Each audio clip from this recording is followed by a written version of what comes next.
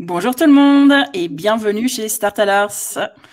J'espère que vous nous entendez, que vous nous voyez bien. N'hésitez pas à vous manifester dans le chat. Et aujourd'hui, j'ai le grand plaisir d'accueillir Marine Wetzel de Station F. Bonjour Marine. Bonjour, merci de me recevoir. Avec grand plaisir. Et donc, avec Marine, on va parler d'un sujet qui nous tenait particulièrement à cœur et je pense qu'il tient tout autant à cœur à Marine, qui est la FinTech. Merci beaucoup Stéphanie de me confirmer que tout fonctionne. Donc la Femtech, et on a un format un peu particulier aujourd'hui pour ceux qui ont l'habitude de suivre nos webinars, c'est-à-dire qu'on va vraiment faire ça sous forme d'échange, sous forme de conversation, mais n'hésitez pas à tout moment évidemment à nous interrompre et à poser vos questions soit dans le chat, soit dans la partie questions qui est dédiée. Voilà, j'ai fait la logistique de début de webinar. Maintenant, Marine, voilà, je suis ravie de t'avoir dans ce webinaire aujourd'hui. Peut-être tu peux te présenter à nos auditeurs avant de rentrer dans le vif du sujet. Oui, ça marche. Et en effet, posez vos questions au fur et à mesure. C'est plus sympa quand c'est interactif et ça répondra à vos questions que vous avez. Du coup, moi, c'est Marine. Donc, je travaille à la Station F. Je fais partie de l'équipe qui a lancé le campus en 2017. Et maintenant, je gère le Founders Programme, qui est le programme d'incubation de start-up early stage, donc jeunes. Et aussi le programme Femtech qu'on a lancé il y a quelques mois en janvier. Donc ça d'une part. Et par ailleurs, je fais aussi partie de Sista, qui est une association basée en France qui a pour but de réduire l'écart en termes de genre dans le financement des startups tech. Et on a lancé une initiative il y a quelques mois aussi sur les femtech parce que ce gap-là est d'autant plus important dans cette industrie. Donc voilà pour ma vie, mon œuvre. Super. Et Station F, pour ceux qui ne connaîtraient pas, ceux ou celles qui ne connaîtraient pas, Marine, peut-être juste quelques mots pour replacer Station F. Donc Station F, c'est le plus grand campus de start-up au monde qui est basé à Paris. Donc on accompagne environ 1000 start-up en continu. Donc ça change en fonction des arrivées au cours de l'année. Ça représente une trentaine de programmes d'incubation et d'accélération. Donc la différence, ça va être sur la maturité de la boîte. C'est toutes des boîtes qui ont une composante tech au sens large et c'est toutes des startups, évidemment, et de tout type d'industrie. Donc nous, concrètement, elles postulent pour rejoindre un de nos programmes et on les accompagne pour les aider à croître plus vite, à développer plus vite leur business. Ok, super. Bah, merci beaucoup. Je pense que là, on a une vue beaucoup plus claire. Et c'est justement dans ce contexte, tu parlais des programmes, que vous avez un programme dédié à la Femtech. Et c'est ce qui fait que on est ensemble ce soir. Alors peut-être tu peux nous dire déjà de quoi parle-t-on quand on parle de Femtech, qui est un terme, je pense, assez récent finalement dans dans l'écosystème. Exactement. Alors Femtech, littéralement c'est female technology. Et donc ça concerne toutes les technologies qui sont destinées à la santé des femmes, à améliorer la santé des femmes. Donc c'est, contrairement à ce qu'on pourrait penser, c'est pas forcément porté par des fondatrices, ça peut être des hommes aussi qui portent ces projets-là. De facto, c'est souvent des femmes, mais ça fait pas partie de la définition. Et donc du coup, c'est une partie des startups santé qui sont dédiées à la santé des femmes. Alors pourquoi on a besoin de startups comme ça? C'est parce qu'en fait, il y a deux grandes catégories, disons, de sujets de santé des femmes. Il va y avoir d'abord les sujets qui vont être spécifiques aux femmes, donc c'est-à-dire les sujets de santé que les hommes ne connaissent pas. Et d'autre part, il y a les sujets de santé que hommes et femmes connaissent, mais qui se révèlent qui se révèlent différemment sur les femmes. Et donc ce terme, il a été inventé par Ida Tin, qui est la fondatrice de Clou, donc l'application de tracking de menstruation, et en 2013, si je me souviens bien. Et donc c'est elle qui a défini ce terme vraiment au début pour ne serait-ce que nommer ce que c'était, pour ensuite pouvoir encourager à développer plus de solutions là-dedans. Et la raison pour laquelle il y avait besoin de faire des choses là-dedans, c'est que pour les solutions tech pour la santé des femmes qui touchent hommes et femmes, dans les essais cliniques, en fait, jusqu'à il y a peu, il y a quelques années, la plupart l'extrême majorité la grande majorité des tests cliniques étaient faits uniquement sur des hommes parce que c'est plus simple de ne pas gérer tout ce qui est cyclique lié aux femmes. Et du coup, ça complexifiait tous ces tests cliniques. Ce qui fait qu'on c'est le cas encore il y a quelques années. Maintenant, ça commence à s'améliorer, même s'il y a encore un peu de travail. Et donc, du coup, ce qui fait que il y avait des symptômes ou des effets secondaires sur certains traitements qui étaient différents sur les femmes, qui pouvaient être graves parfois. Et donc, en se rendant compte de ça, l'industrie s'est dit qu'il y avait des choses à développer là-dessus pour mieux soigner les femmes ou mieux les aider aujourd'hui à reprendre contrôle de leur corps. Et ce côté de reprendre contrôle de son corps, en fait, ça va avec toute l'émergence du féminisme en termes sociétal aujourd'hui, qui est que les femmes cherchent à avoir plus de contrôle sur leur vie et sur leur corps de manière générale. Et c'est pour ça que les femtech prennent plus d'essor aujourd'hui, c'est parce que ça s'accompagne de ce changement sociétal qui fait qu'il y a du coup plus d'intérêt pour en particulier les solutions B2C, même si on verra les femtech, c'est pas que du B2C, et ce qui fait que ça a beaucoup plus d'engouement depuis quelques années. D'accord. Donc pour résumer, donc quand tu dis femtech, effectivement le point que tu as dit qui est très important, c'est ça n'a aucun rapport direct avec une entreprise portée par une femme, c'est la finalité, c'est-à-dire ce sont des technologies qui sont développées pour des besoins qui sont, on va dire, biologiquement spécifiques au corps et à la biologie de la femme. Et comme tu dis, ces entreprises, elles peuvent à la fois être créées par des hommes ou par des femmes. Il se trouve que naturellement, de par les sujets, il y a une majorité d'entrepreneuses entre guillemets dans ce secteur-là, mais c'est pas du tout entre guillemets la définition, en tout cas, du terme femtech. Donc ça, c'est une première chose que je retiens de ce que tu disais.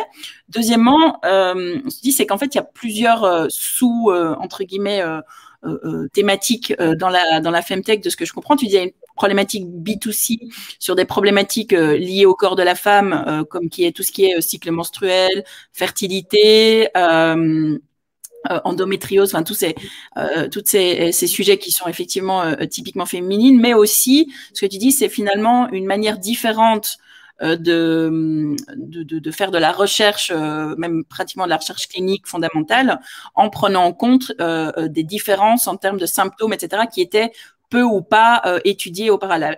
C'est ça? Exactement, oui. Okay. Il y avait une troisième aussi qui est, parce que tu m'avais mentionné quand on avait préparé cette interview, qu'il y avait la santé au sens strict du terme. Il y a aussi le bien-être au sens plus large, qui était également couvert à ce moment-là par finalement des entreprises qui sont aussi dans ce secteur femtech. Oui, complètement. Du coup, c'est dans santé, en fait, dans les femtech, il va y avoir différents segments. Il y a différentes manières de les classer. Soit on les classe par segment, justement, c'est-à-dire par sous-thématique dans les femtech. Et donc, ça peut être les menstruations, on en a parlé. Ça peut être tout ce qui est lié au sextech, justement, qu'on va classer dans le bien-être sexuel et intime de la femme.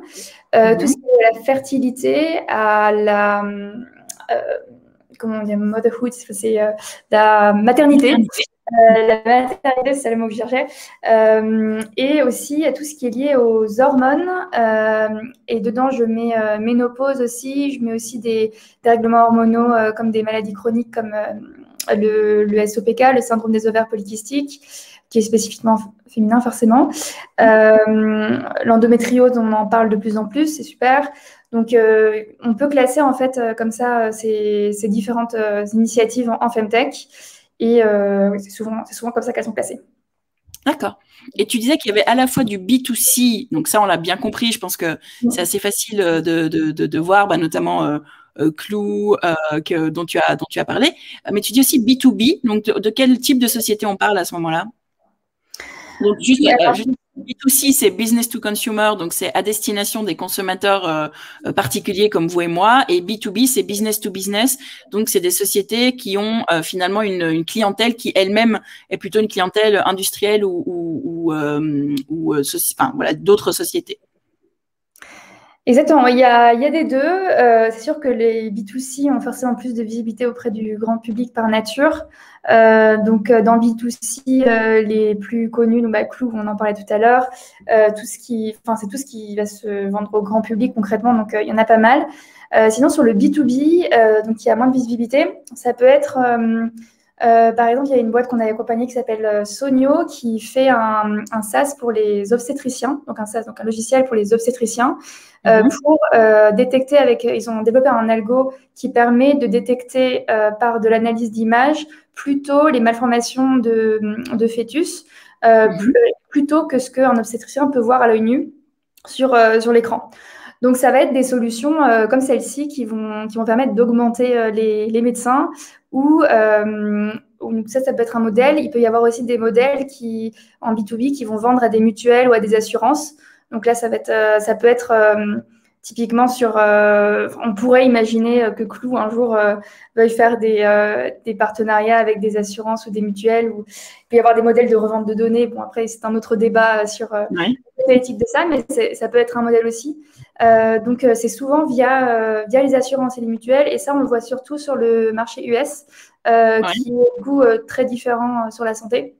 Puisque les gens sont habitués à payer pour leur santé là-bas, il n'y a pas de sécu, donc ils travaillent beaucoup plus. Donc c'est beaucoup plus facile de travailler avec des mutuelles qui ont beaucoup plus côté concurrence qu'il peut y avoir en Europe. D'accord. Ok, très clair. Donc, on prend mieux. Donc, c'est soit de l'aide aux praticiens, finalement, sous une forme ou sous une autre, à mieux cibler, finalement, ces fameuses différences de symptômes et une aide à la prise de décision, une augmentation de l'intelligence et de débiaiser, en fait, leur processus de diagnostic. Ou, là, tu dis plus un modèle US au niveau du paiement des soins de santé, de la reconnaissance, entre guillemets, de certaines pathologies pour les mutuelles et les remboursements. Ok, très clair. Et tu mentionnais justement Station F, toi tu vois surtout des startups, donc des jeunes entreprises. Est-ce que tu peux nous parler justement un petit peu des problématiques et de la maturité de ce secteur en Europe, aux US, et de voir un petit peu comment tu vois ça de ton point de vue? Alors en Europe, ça reste jeune par rapport aux US, mais c'est pas propre aux femtech. C'est le cas pour la plupart des industries tech où les innovations viennent souvent des US pour ensuite s'adapter au marché européen. Donc les femtech ne font pas exception là-dedans, dans ce modèle. Et donc aux US, on a un peu tout type de maturité. Il y a déjà des boîtes qui ont fait leur exit, c'est-à-dire qui soit se sont revendues, soit ont fait une IPO. Donc il y a déjà je ne sais pas si on peut appeler ça succès, c'est un succès, c'est pas le seul succès. C'est une forme de succès en tout cas. Qui prouve aussi aux investisseurs que c'est possible d'avoir un retour sur investissement via ce genre de sortie. Il y a aussi plein de boîtes super jeunes aux US aussi, mais il existe des boîtes plus avancées. Pour l'Europe, en Europe, pour comparer un peu les différents marchés, les marchés les plus matures, ça va être le Royaume-Uni. Et pareil, c'est le cas pour beaucoup d'industries et pas que les femtech. Le Royaume-Uni, Berlin, parce que historiquement, Clou étant une boîte de Berlin, forcément, ça a entraîné pas mal de création de boîtes en femtech là-bas. Et du coup, à la limite de l'Europe, l'Israël est traditionnellement aussi très présent en femtech. Okay. Et donc, il y a comparativement, il y a énormément de choses qui se font en femtech en Israël. Et pour la France, puisque on est plus sur la France en ce moment, donc vous êtes en le marché français, francophone. Le marché francophone, voilà, on va parler du marché francophone européen. Il monte de plus en plus, au sens où il y a de plus en plus de boîtes qui se créent. Il y a déjà des premières boîtes qui ont réalisé des levées de fonds importantes. Par exemple, la dernière, je dirais que ce serait Nabla, qui a levé 17 millions il y a quelques semaines et qui développe ils sont au début, donc peut-être qu'ils changeront, mais actuellement, c'est une clinique digitale pour amener du contenu et de trouver des praticiens pour les femmes. Donc ça commence. Après, par rapport aux US, ça reste encore super jeune et aussi l'écosystème plus globalement au niveau des investisseurs aussi. le fait que les boîtes, enfin que les startups en l'occurrence, soient encore assez jeunes, ça veut dire qu'en termes d'investisseurs, c'est surtout de business angels dont il y a besoin pour l'instant actuellement. Mais pas que, parce que forcément, après l'étape business angel, le but c'est de passer sur un seed éventuellement avec des fonds. Et sur la partie fonds, c'est assez variable en fait en fonction du segment Femtech sur lequel on va être.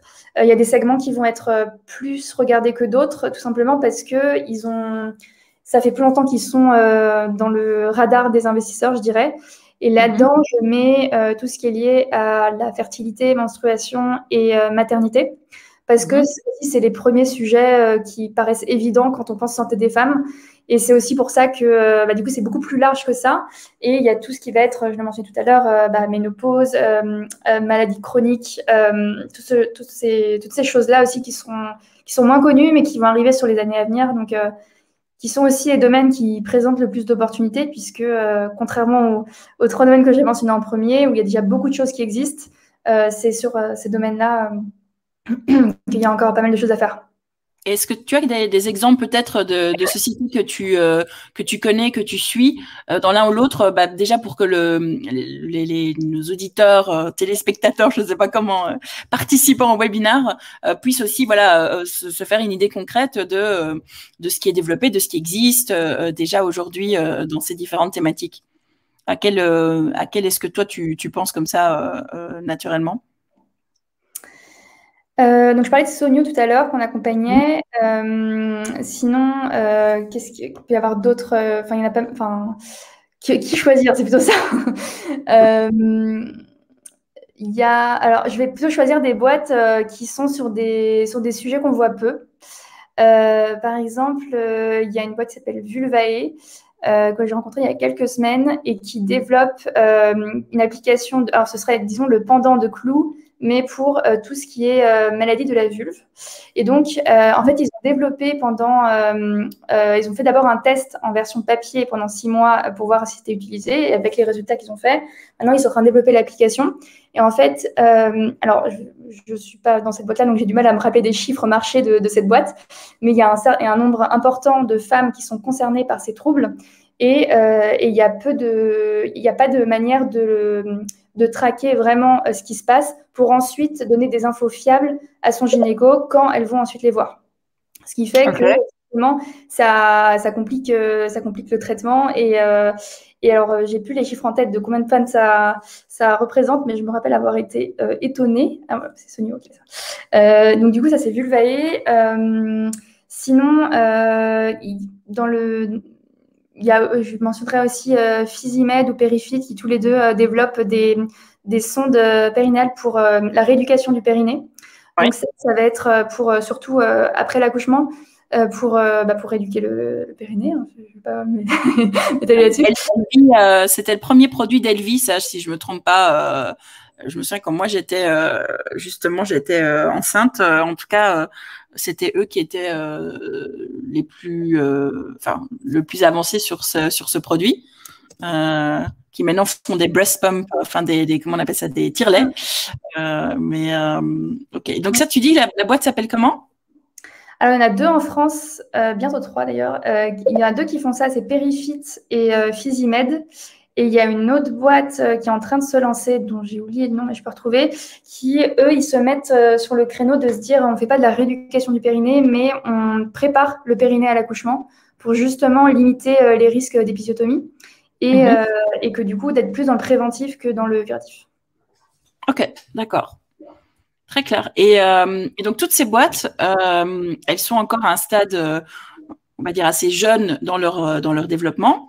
Et justement, l'objectif de ce webinaire et de ce qu'on fait, c'est de dire finalement comment est-ce qu'on peut investir en tant que particulier dans cette industrie ou dans ces boîtes qui développent des choses qu'on trouve utiles, qu'on veut soutenir et dans lesquelles on voit aussi un potentiel de marché. Et quelles sont justement aujourd'hui les opportunités pour quelqu'un qui voudrait investir? Donc, tu disais, il y a quelques sociétés qui ont déjà fait un exit. Est-ce que tu peux nous en citer quelques-unes Oui, alors ça va être surtout aux US, donc je ne sais pas si c'est le scope du jour, mais après, au-delà de l'exit, souvent quand on rentre en tant que business angel, on sort bien avant l'exit et on sort au moment où il y a un tour de seed avec des VC, avec des capital riskers, qui rachètent, soit qui rachètent les BA, les business angels, soit qui sont, oui, soit ils se rachètent entre eux s'il y en a qui veulent sortir. En fait, ça dépend un peu du modèle, mais enfin de la boîte et de ce que chacun veut faire. Donc c'est assez rare que des business angels arrivent jusqu'au moment de la revente ou de l'exit. Donc du coup, je dirais si l'audience aujourd'hui c'est plus des profils de business angel, ce qui va être intéressant de regarder, c'est plus en fonction du marché qui vous intéresse. Où est-ce qu'il y a déjà eu des tours de seed ou après, hein, ou ultérieur, pour voir si déjà ce marché existe dans cette zone géographique. Et après, bon, ça c'est la manière de penser des VC. Après, personnellement, je considère qu'il faut bien qu'il y ait un premier dans toute industrie. Et du coup, cette réflexion est limite, puisque justement, je parlais des maladies chroniques tout à l'heure. Il y a encore peu de boîtes qui sont sur ce créneau-là, et pourtant, il y a une grande partie de femmes qui sont concernées soit par l'endométriose qui concerne 10% des femmes. SOPK, c'est pareil, ça concerne 10% des femmes. Du coup, c'est des choses, c'est des opportunités. C'est des opportunités énormes et autant être les premiers sur le secteur, tant qu'à faire. Et comment, donc, juste pour qualifier, donc tu dis seed, donc en fait c'est vraiment amorçage, donc c'est, allez, t'as un premier produit, bon, parfois même pas, peut-être un ou deux clients, et tu cherches, enfin un ou deux clients, si tu es en B2C, c'est plus qu'un ou deux, c'est plutôt, on va dire, quelques centaines de premiers clients, et tu cherches justement de l'argent pour financer ta croissance, accélérer le développement de ton produit, le lancer. Et du coup, comme c'est encore financement bancaire, etc., tout ça, c'est, on va dire, difficilement accessible pour une société à ce niveau-là de son développement. Et donc, elle va plutôt chercher des fonds privés, donc soit des business angels, donc c'est-à-dire des investisseurs privés comme toi et moi qui mettent des tickets de 10, 20, 50 000 euros, donc ça peut être plus, soit des fonds d'investissement de capital risque. Et là, quand on en discutait ensemble, tu me disais, en fait, il y a une problématique qui est, on va dire, assez visible, en particulier sur ce secteur-là, c'est d'arriver à convaincre les fonds de capital risque d'investir dans ce type de secteur. Et tu peux peut-être nous en dire plus, nous expliquer pourquoi, et du coup, pourquoi c'est important pour des business angels, encore plus dans ce secteur-là, de prendre ce rôle au début. Oui, complètement. Alors en fait, la difficulté de lever des fonds avec des capital risqueurs pour les femtech, elle est due au fait que de par la nature du sujet, c'est souvent des femmes qui entreprennent dans ce domaine-là, parfois ou souvent où c'est deux cofondatrices plutôt qu'un homme et une femme. Et en fait, les statistiques montrent que qu'il y a beaucoup moins de femmes, d'équipes complètement féminines ou des équipes partiellement féminines qui arrivent à lever des fonds que des équipes complètement masculines. Et c'est aussi pour ça que Sista l'association dont je fais partie, prend ce sujet à cœur, parce que comme la mission, c'est de réduire le gap de financement entre les hommes et les femmes, là-dedans, on a créé un pôle spécifiquement sur les femtech pour ça, parce que ce gap, il est forcément plus grand. Et il y a plusieurs explications à ça. C'est que en proportion, dans les fonds d'investissement et en particulier au niveau des partenaires, donc vraiment des décisionnaires finaux, il y a très peu de femmes, en fait. Et ça, quel que soit le pays. Ce qui fait qu'il y a une sorte de... Enfin, parmi toutes les boîtes à qui j'ai pu parler en femtech, ce qui revient souvent, c'est qu'il y a une sorte de frein psychologique de se dire c'est un sujet de femme, on va le filer à la femme du fond, parce que c'est souvent ça, qui est parfois analyste, donc du coup, en bas de l'échelle hiérarchique, on va dire, de la hiérarchie, donc il n'y a pas le pouvoir de décision in fine. Et du coup, le dossier est à peine regardé par les partenaires parce qu'ils considèrent qu'ils n'ont pas forcément la légitimité ou c'est pas un sujet pour eux. alors qu'il y a des sujets deep tech, hyper tech, où ils n'y comprennent pas forcément beaucoup plus, voire moins, et ça dérange personne, là, pour le coup, de se plonger là-dedans. Donc, du coup, il y a ce biais cognitif-là qui est sociétal, hein, c'est pas propre aussi, voilà. Donc, il y a ça, d'une part. Et d'ailleurs, il y a une étude, c'est la Harvard Business Review, je crois, qui avait fait ça, qui avait étudié pourquoi, en fait, alors pas sur les femtech spécifiquement, mais sur les équipes avec des femmes ou avec que des femmes, pourquoi est-ce que il y a moins de... Parce qu'on pourrait se dire, bon, bah, elles convainquent moins, elles sont moins bonnes, les sujets sont moins porteurs. Ça, c'est des objections qui s'entendent. Et en fait, du coup, ce qu'ils ont fait, c'est qu'ils ont suivi plusieurs fonds sur plusieurs investisseurs, du coup, sur des centaines de meetings faits avec des fondateurs et fondatrices. Et ils ont étudié toutes les questions qui étaient posées lors de ces meetings-là. Et ils ont classé les questions en deux catégories. Une catégorie de questions qui s'appelle promoting questions. Donc, c'est les questions qui sont qui sont posées positivement, et les questions qui sont, alors je ne sais plus quel était le terme, mais qui essayent de d'évaluer la diminution du risque, alors que les autres, c'était plus de mesurer l'opportunité. Et en fait, la plupart des questions posées aux hommes étaient orientées sur la taille du marché, sur l'opportunité que ça représentait, sur comment ils allaient devenir une 1 billion company en quelques années. Et les questions orientées pour les femmes étaient majoritairement des questions qui étaient orientées sur comment est-ce que vous allez gérer tel risque, comment est-ce que vous allez faire face à ça, etc. Donc, forcément, en partant pas avec les mêmes questions, on a des réponses différentes, ça paraît évident. Et donc, c'est une étude que vous pouvez trouver en ligne, hein, qui est publiée par la Harvard Business Review, donc c'est plutôt sérieux, et qui explique un peu tout leur protocole d'études. Tu sais qu'il y a un double effet. C'est-à-dire que d'un côté, tu dis, indépendamment de l'équipe dirigeante, la problématique qui est spécifique à la Femtech, c'est ta capacité à vendre, entre guillemets, un potentiel de marché qui est par définition en fait genré, parce que biologiquement en fait c'est des problématiques qu'un homme a peut-être plus de mal à comprendre. D'ailleurs c'est pour ça entre plein d'autres choses que l'endométriose est encore quelque chose qui aujourd'hui est sous-étudié, parce que typiquement de nouveau comme tu l'as expliqué, historiquement on va dire les études cliniques, les patients entre guillemets tests, etc., étaient des hommes, et donc ça c'est des maladies qui étaient très souvent ignorées. On a aussi beaucoup entendu des patients d'endométriose dont les symptômes étaient entre guillemets niés par leurs praticiens, etc., en disant oui qu'elles étaient on va dire très sensibles à la douleur, etc., alors qu'on voit bien que c'est pas vrai aujourd'hui. Et ça n'a rien à voir finalement avec le fait que le fondateur soit une fondatrice, mais plutôt avec le fait de avoir en face de toi un panel qui est essentiellement masculin et venir avec une problématique avec laquelle ils sont peut-être pas à l'aise, parce que de nouveau il y a aussi beaucoup de tabous culturels autour des problématiques, et du coup du mal à avoir de financement. Et tu dis c'est qu'en plus de ça, comme la majorité de ces femtech sont en fait créées par des femmes ou par une équipe dirigeante exclusivement féminine, il y a ce biais supplémentaire qu'on observe à travers l'écosystème entrepreneurial, qui est que les femmes ont plus de mal, entre guillemets, à se faire financer que les hommes dans le système actuel. Et donc, il y a ce double effet dans la partie Femtech, c'est ça?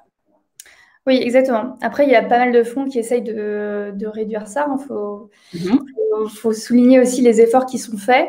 Il y a pas mal de fonds qui ont, par exemple, Sista a sorti une charte qui réunit alors c'est sur des fonds français pour l'instant, mais qui réunit les fonds français qui veulent s'engager à réduire les biais cognitifs, justement, à réduire, diminuer ou à annuler complètement les biais cognitifs dans leur processus de décision, et déjà dans un premier temps de mesurer leur pipe de fondatrice, parce que en fait, on ne peut pas changer quelque chose si on ne commence pas par le mesurer, savoir où on en est et de voir comment ça évolue. Donc déjà, la première étape, c'est qu'ils sont tous engagés à mesurer en début de funnel, en fait, déjà combien ils avaient, quel était le split en termes de parité, et voir comment est-ce que ça se traduisait ensuite en termes d'investissement.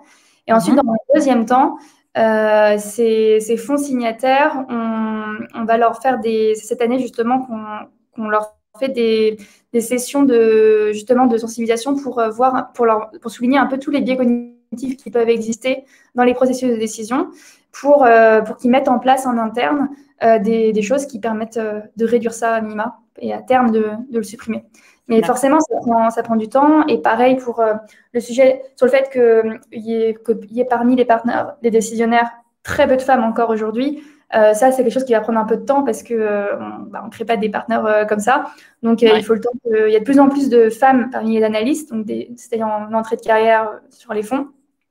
Il faut le temps que ces femmes évoluent aussi et qu'elles aient envie aussi de rester dans cette industrie de financement. Donc, ça prend un peu de temps, forcément. Et donc, justement, c'est là où on est en disant, en tant que business angel, tu as un rôle encore plus important à jouer, j'ai envie de dire, si ce secteur t'intéresse et si tu veux pouvoir participer à son développement et que tu vois l'opportunité.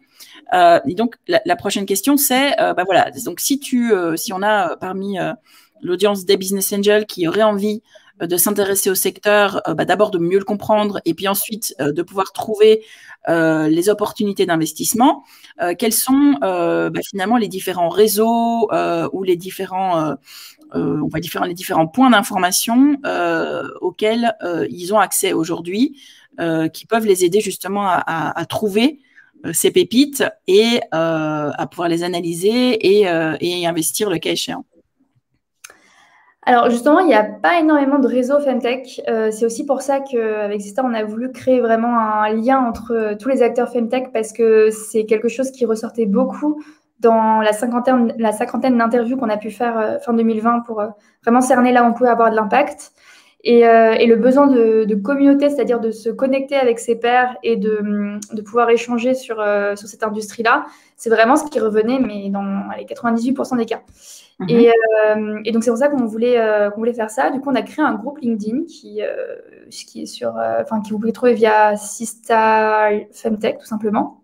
Vous pouvez rejoindre et où on partage du contenu et vous pouvez voir aussi les nouvelles boîtes qui rejoignent et qui se font connaître, qui se présentent quand elles arrivent.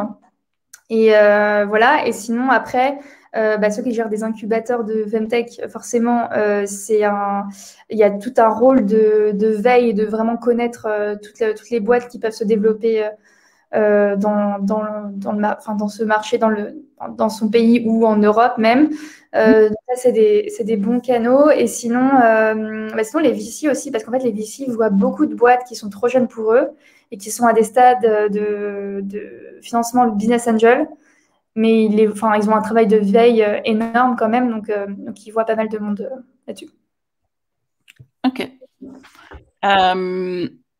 Et donc, toi, justement, tu me disais que tu en voyais pas mal et tu en avais certaines qui étaient éventuellement en levée de fonds. Et comment ça se passe en général si en tant que business angel, tu veux investir, est-ce qu'il y a des choses qui sont déjà structurées ou alors que c'est vraiment du contact entre l'entrepreneur ou l'entrepreneuse et les business angels qui sont potentiellement intéressés? La plupart du temps, c'est des contacts, des relations. Il n'y a pas beaucoup de. En Femtech, il n'y a pas de structure de business angel Femtech, par exemple, de collectif comme ça. Sur les business angels qui sont, sur tout type d'industrie, il va y avoir il y a des structures qui existent, donc c'est possible de passer par ces structures-là qui mettent en relation en fait, qui font le travail de veille pour les business angels finalement. Mais la plupart du temps, pour toutes les boîtes que j'ai pu accompagner, la plupart du temps, c'est les fondateurs fondateurs et fondatrices qui vont chercher des profils qui sont pertinents pour leur business, parce qu'ils cherchent pas seulement à avoir d'un investissement monétaire, mais ils veulent aussi avoir un apport soit en industrie, soit en connexion dans l'industrie. Donc c'est ce qu'on appelle de la smart money, et donc c'est vraiment ça que les entrepreneurs recherchent beaucoup maintenant. C'est pas seulement un ticket, c'est vraiment plus que ça, et c'est d'avoir une pertinence pour le projet. Ouais.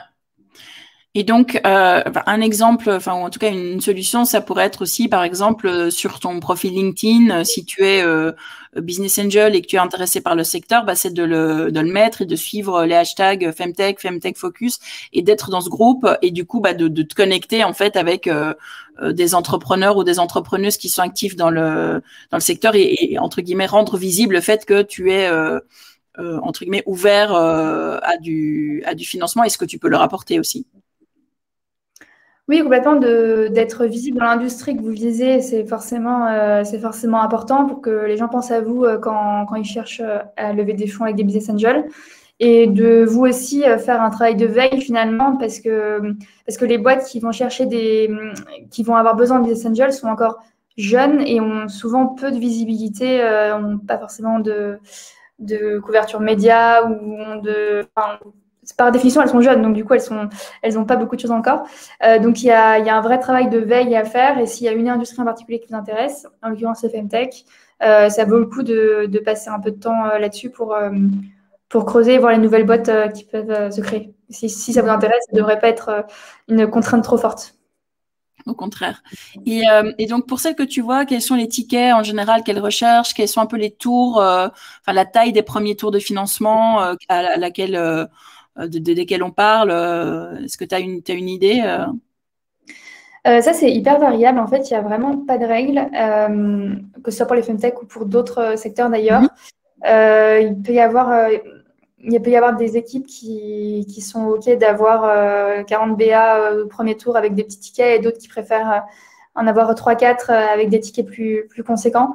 Donc ça, c'est vraiment la stratégie de l'entrepreneur en soi. Il n'y a vraiment pas de règles et pas de moyenne non plus.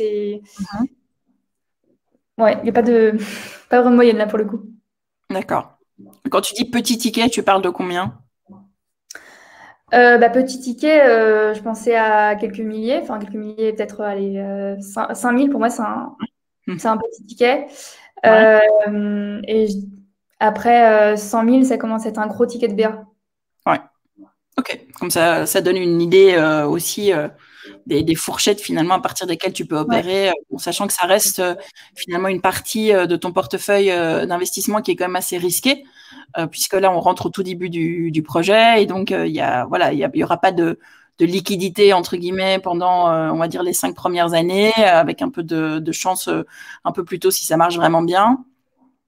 Et puis bon bah voilà le risque que ça ne fonctionne pas pour plein de raisons qui soient soit liées à l'équipe, soit liées finalement au marché. Donc c'est vrai qu'il faut faire attention quand on décide de son ticket, d'être bien sûr qu'on peut se le permettre et que ça rentre dans sa stratégie d'investissement. Et Marine, toi, tu me disais que tu mettais en relation, en tout cas, pour les startups que tu suis, puisque toi, tu suis quand même un large éventail de startups, à la fois dans l'incubateur, mais aussi en dehors.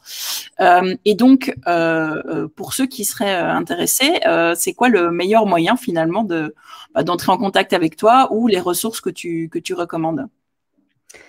Le meilleur moyen pour me contacter, ça va être LinkedIn. Donc, n'hésitez pas à me mettre un message quand vous me rajoutez pour que je sois sûre de vous voir. Et après, sur les outils, j'essaie pas d'automatiser plus que ça parce que c'est tellement personnel en fait comme un investissement de BA, ça va être il y a une part tellement humaine qui est importante dans le match qu'il va y avoir entre l'entrepreneur et le BA que je cherche pas spécialement à automatiser et je préfère parler à moins de personnes et faire des choses plus qualitatives, disons, qu'essayer d'automatiser. En tout cas, aujourd'hui, c'est comme ça que je fonctionne. Donc, n'hésitez pas à me rajouter sur LinkedIn si ça vous Voilà. intéresse On d'investir. précise, tu lèves pas, tu n'es pas leveur de fonds, tu n'es Non, pas je viens de me vraiment préciser. Je ne suis pas juste leveur de fonds. Je suis pas leveur de fonds. Je fais ça pour aider les boîtes, concrètement. Donc, moi, j'ai plein de boîtes que je connais qui me contactent aussi parce que je suis pas mal connectée en Femtech. Et donc, si je peux aider à connecter les boîtes avec des investisseurs, tant mieux. Ouais. Ok, très clair. Mais en tout cas, on a fait déjà un très très bon tour, je trouve, du secteur, de sa maturité, de ce qu'on a, de parler de quelques boîtes, c'était super. Enfin, moi, je trouve que le sujet est fascinant. Je ne sais pas si il y a des questions ou des réactions au sein de l'audience. Je vois qu'Alex nous a rejoint aussi en parallèle. Alex, qui d'ailleurs a rédigé sa newsletter sur les Femtech, qui a peut-être du coup aussi des réactions ou des questions pour Marine. N'hésitez pas. Je vois que tu as mis un sondage aussi, Alexandra. Ah, tu le mets après, oui. Ok, d'accord. Alexandra, je t'entends pas par contre. Le classique, le micro coupé. Je ne sais pas si on le voit en fait. Je pense que je ne l'ai pas publié qui est dans les brouillons. Ah voilà, les sondages. Simplement pour demander aux gens s'ils avaient déjà investi dans des startups, parce que des fois ça peut être une première étape et du coup c'est intéressant de savoir si déjà des gens ont franchi le pas. Souvent c'est avec de la famille que les gens franchissent le pas, mais simplement pour avoir une idée. Donc si vous pouvez répondre dans la partie sondage. Et je vais mettre en lien également pour ceux qui n'ont peut-être pas lu la newsletter, donc ça qui complétera en fait ce webinaire, hein, c'est plutôt bien synchronisé, le lien de la dernière newsletter que je vais trouver. Oui, où on mentionne justement certaines des entreprises dont Marine parlait, et également de celles qui sont cotées, les américaines, pour vous donner une idée finalement de quelles sont celles qui ont entre guillemets été au plus vite. D'ailleurs, on a une qui est plutôt orientée sur le plaisir féminin. C'était quoi? C'était Lioness, Alexandra, qu'on trouvait assez intéressante. Enfin, c'est oui. On va dire, c'est pas une chose dont on a l'habitude de parler. Ah, c'est une très bonne question, Colline, et c'est vrai que j'en ai pas parlé, mais par contre, on en a parlé dans les newsletters. C'est Marine, est-ce qu'il existe des fonds qui investissent dans des femtech un peu plus matures, donc qui permettent d'investir du coup au travers de fonds d'investissement dans des femtech? Alors, il existe des fonds, surtout aux US pour ça. En France, on a peu encore. Je pense à un qui est à moitié en Royaume-Uni et à Los Angeles, qui s'appelle The Healthy Group, et qui a lancé un fonds pour uniquement des sextech, en l'occurrence, dans les femtech. Sinon, en fait, ça va être souvent les fonds qui sont spécialisés santé qui vont adresser ces boîtes-là. Et à ma connaissance, il n'y a pas de... Ah, c'est pardon, il y a The Case for Her dans un des pays nordiques. Je m'attendais de voir là, je ne sais plus lequel. Je crois que c'est Suède. The Case for Her qui est spécialisé sur les femtech. Il n'y en a pas 50, hein, honnêtement, qui sont vraiment focus femtech. Et après, par contre, il y a certains incubateurs qui vont prendre des parts dans les boîtes. Donc, c'est une autre forme d'investissement aussi. Ils apportent de l'accompagnement contre des equity. Mais sinon, je ne sais pas exactement comment ça fonctionne sur leurs LPs, donc les investisseurs de ces fonds-là, pour rentrer en tant que business angel. Je n'ai pas cette info. Ouais. Moi, j'avais regardé aussi, donc dans tout ce qui est purement coté. En tout cas, j'en ai pas vu. Par contre, les fonds santé plus larges, bon, forcément ont une exposition à certaines entreprises, mais alors en général, c'est plus des entreprises comme AbbVie, notamment, qui a un département ou en tout cas certains essais cliniques qui sont concentrés sur notamment des problématiques qui sont liées à la fertilité, l'endométriose, justement dans son cas où il est invalidant le lien entre l'endométriose et la stérilité. Tout ça, ce sont des choses qui sont entre guillemets dans leur portefeuille d'essais cliniques et de recherche, mais ils sont pas stricto sensu concentrés sur cette thématique. Et puis il y a des boîtes entre guillemets pharma ou des biotech qui sont plus entre guillemets plus avancées dans le traitement de ces thématiques que d'autres, et donc vous pouvez chercher dans des fonds qui sont exposés à ça. Parce que les fonds dont toi tu parles, Marine, ça reste des fonds privés, si je me trompe pas, c'est pas des fonds cotés. Enfin, je veux dire par là, c'est pas des UCITS, donc ils sont pas disponibles sur le marché public. Oui, c'est des fonds encore, voilà. Donc voilà, donc je sais pas si ça répond à ta question, Colline. Tu peux donc soit faire. Il y a aussi, moi j'avais vu, mais c'était aux US. J'en ai pas encore trouvé en Europe, mais du coup ce serait intéressant. C'est des sortes de business club, enfin de club deal plutôt. Ça s'appelle Portfolia, qui font plusieurs thématiques et qui rassemblent des business angels autour de certaines thématiques, et notamment Femtech était l'une d'entre elles, où ils ont fait un véhicule d'investissement qui était dédié à ça, où ils ont plusieurs business angels, enfin plusieurs dizaines de business angels qui se mettent ensemble pour aller investir spécifiquement dans cette thématique-là. Donc, si vous faites partie d'un réseau… Pardon ? Tu disais, c'est Portfolia, c'est ça ? Portfolia, oui. Et ça, c'est aussi autre chose, c'est qu'en fait, il y a pas mal de réseaux de business angels. En France, il y en a pas mal. Il y a aussi Femmes Business Angel. Je pense qu'il y a aussi une problématique là. Et donc, si vous faites partie de ces réseaux, ça peut aussi justement être une thématique que vous pouvez amener si elle n'est pas encore couverte, entre guillemets, au sein du réseau. Et si vous ne faites pas partie d'un réseau, c'est peut-être justement l'occasion de vous renseigner et de faire partie d'un réseau pour ensuite aller ensemble chercher ces opportunités d'investissement, contacter des personnes comme Marine pour avoir un accès plus direct, on va dire, à ce qui se passe, ne fût-ce que comme veille concurrentielle, et puis pourquoi pas pour pouvoir être mis en relation et faire vos premiers investissements et éventuellement les faire ensemble pour pouvoir aussi gérer le type de ticket que vous pouvez mettre et l'aide que vous pouvez apporter à ces entrepreneurs ou ces entrepreneuses. En tout cas, dans l'audience, par rapport au sondage, donc personne n'a jamais investi dans des startups. Donc, c'est pour ça que c'est bien d'avoir quelqu'un pour nous guider un peu sur ce type d'investissement. Exactement. Donc, vraiment, les réseaux, c'est pour moi un bon, entre guillemets, une bonne manière de débuter. Je ne sais pas, Marine, si toi, tu travailles avec ou si tu es en contact régulier avec des réseaux de business angels qui s'intéressent à la thématique. On est en contact avec Femmes Business Angel, justement. Après, nous, enfin, je veux dire, côté Station F, on n'a pas d'activité de leveur de fonds non plus, c'est-à-dire que c'est pas notre cœur de métier de faire la levée vraiment en tant que telle. En fait, là où on aide, c'est surtout sur la mise en relation avec des VC ensuite. Donc, on est plus axé sur cette étape après. Ouais. Et généralement, quand les boîtes nous rejoignent, elles ont déjà, la plupart a déjà un tour avec des BA. Donc, nous, on les a à ce moment-là. Il y en a certaines qui n'ont pas levé du tout et qui cherchent des BA aussi. Et ça peut être dans ces situations-là où on les met en contact avec des BA. En fait, c'est pas… Enfin, comment dire, il y a aussi, à SSF, on a un board d'entrepreneurs à succès. Donc, à succès, ça veut dire soit ils ont fait une exit significative, soit ils ont construit une boîte avec plus de 50 personnes rentables. Et en fait, c'est des entrepreneurs un peu partout dans le monde. Il y en a 120 qui donnent du temps pour sélectionner les boîtes à l'entrée, mais aussi pour les mentorer, pour les aider. Et il y en a une grande partie qui sont aussi business angels. Donc, en fait, nous, on utilise beaucoup cette base de données-là qui est déjà engagée envers Station F, qui a envie d'aider les entrepreneurs.